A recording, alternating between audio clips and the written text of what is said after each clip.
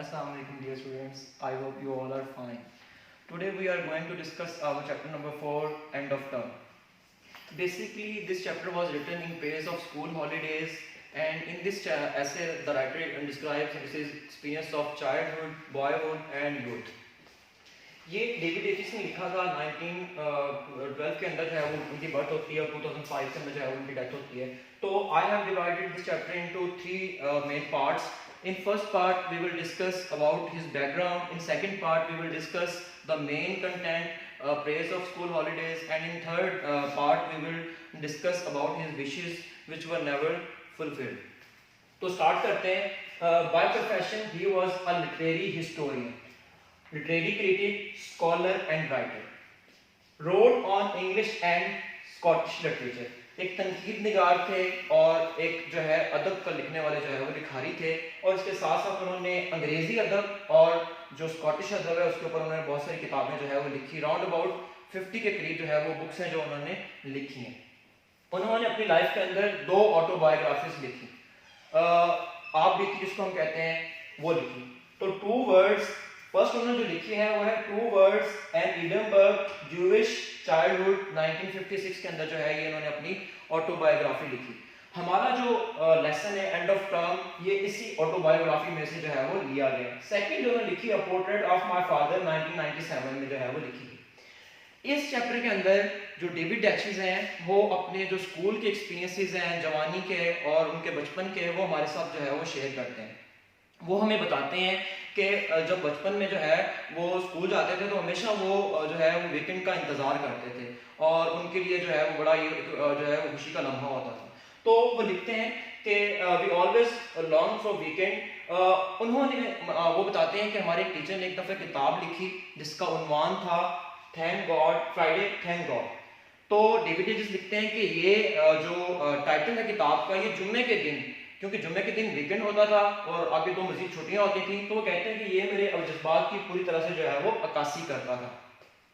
तो David aches इसमें ये भी हमें बताते हैं कि वो कोई डल स्टूडेंट नहीं थे, ठीक है, और लेकिन फिर भी स्कूल के अंदर जो बहुत ज़्यादा काम है, बहुत ज़्यादा जो है उनकी कंपटीशन है, वो हमेशा उनको जो है वो एक थका देने वाली जो रूटीन है वो उसको हमेशा उनको जो है वो बोर करती थी. उसमें क्या क्या है कि डेली ग्रिंड ऑफ स्कूल का बहुत ज़्यादा भारी जो काम है वो हमेशा उनको थका देता था. फाइज कंपटीशन जो बहुत ज़्यादा सख्त मुकाबले की फिजा थी स्कूल के अंदर वो उनको थका देती थी. अबंडेंट होमवर्क बहुत सारा मिलने वाला जो घर का काम है वो उनको हमेशा जो है वो तकलीफ देता था. And sense of never being able to relax, और कभी भी जो है रिलैक्स ना होने का जो एक एहसास है वो हमेशा उनको जो है वो बोझिल दिल के साथ जो है स्कूल जाने पर मजबूर करता था. वो लिखते हैं कि हमेशा सुबह उठना, तैयार होना, स्कूल जाना उनके लिए बहुत मुश्किल जो है वो काम रहा था, जैसे कि हर बच्चे के लिए जो है वो एक मुश्किल काम होता है. तो वो हमें बताते हैं इसमें कि हमारी एक नौकरानी हुआ करती थी किसी ज़माने में और वो हमें सुबह जो है वो जगाने के लिए आया करती थी. तो वो लिखते हैं कि मेरा भाई लियोनल और मैं एक कमरे में सोया करते थे और मेरी बहन जो सिल्विया है वो दूसरे कमरे में सोया करती थी. तो वो नौकरानी हमें रोज़ जो है वो सुबह उठाने के लिए आती थी.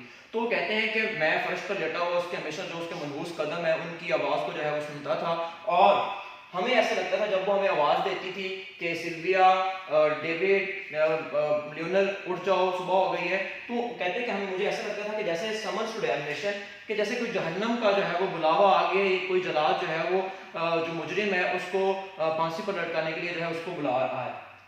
तो वो कहते हैं कि हमेशा मेरी ज़िंदगी का जो ये अरसा रहा है स्कूल के अंदर जो ज़िंदगी रही है उसको बहुत ज़्यादा बोझल मैंने महसूस किया और बहुत ज़्यादा अपने कंधों के ऊपर बोझ महसूस किया है. वो कहते हैं इसमें ये भी लिखते हैं कि जब मैं ये बोझ और ये एहसास तब कम हुआ जब मैं यूनिवर्सिटी में जो है वो इंटर हुआ और मैं उस वहाँ पर जो निस्बतन है कम जो है वो क्लासेस लेनी पड़ती थी और इसके साथ साथ बहुत ज़्यादा जो आने जाने की आज़ादी होती थी.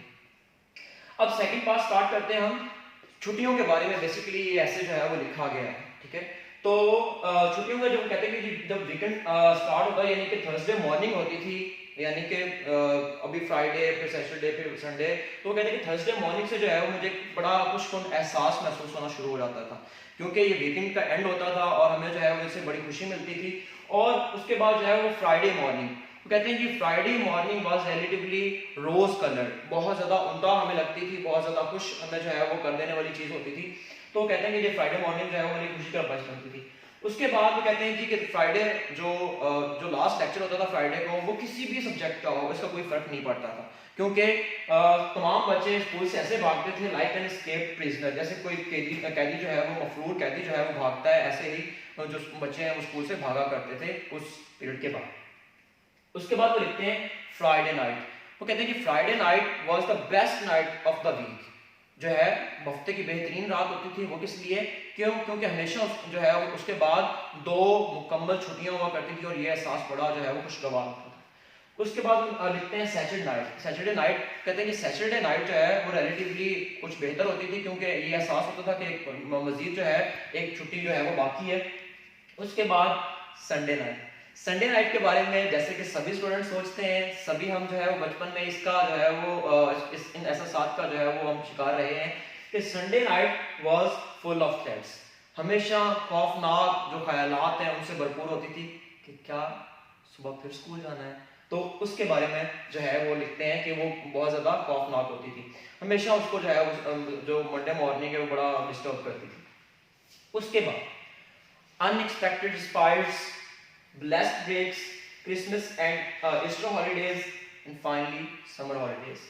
तो अनएक्सपेक्टेड स्पाइट्स के बारे में बात करते हैं तो डेविड एचिस लिखते हैं कि स्कूल के अंदर कभी कभार गैर मुतवक्का जो फुर्सत के लम्हात हैं वो हमें मुयस्सर आते थे। वो कैसे?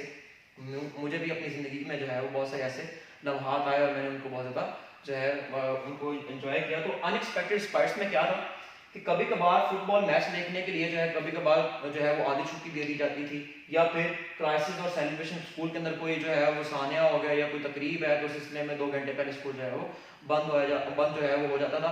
तो ये एक बड़ा खुशी का जो है वो मौका होता था। उसके बाद है ब्लेस्ड ब्रेक्स।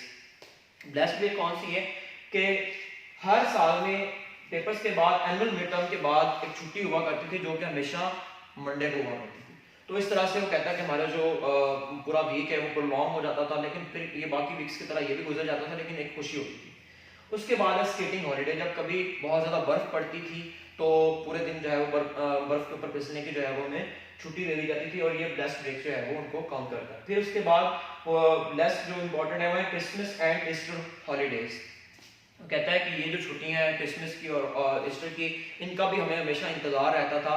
कहता है कि पहले जी ये 15 दिन की थी, पहले 3 वीक्स की थी, फिर ये 2 वीक्स की हो गया, और अगर मेरा हाफिजा मुझे गुमराह नहीं करता तो फिर ये बाद में घटाकर मजीद 10 दिन की कर दी गई थी।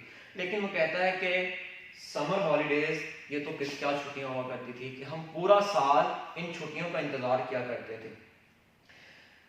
उसके बाद वो अपनी जो चाइल्डहुड मेमोरीज हैं उनके बारे में हमें बताते हैं।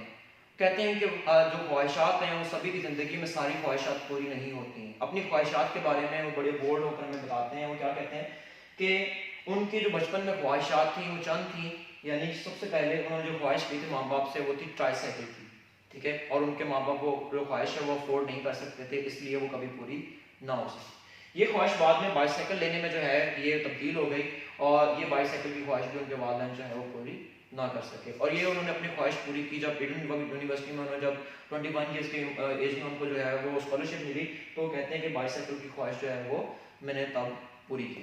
उसके बाद स्वीट्स एंड आइसक्रीम। वो कहते हैं कि हमें घर से जो है वो चंद पेनीज जो है वो मिला करती थी, और ये पेनीज हमें खर्च करने के लिए नहीं दी जाती थी बल्कि सेव करने के लिए जो है वो दी जाती थी। तो वो कहते थे कभी कभार जो है वो कुछ मिठाइयाँ खरीदने के लिए जो है वो मिठाइयों की दुकान पर चला जाया करता था, और उनको मेरी ख्वाहिश होती थी कि काश मेरे पास कुछ पैसे होते और मैं उन मिठाइयों को खरीद कर जो है वो खा सकता, जो कभी पूरी नहीं हो सकी। उसके बाद है आइसक्रीम।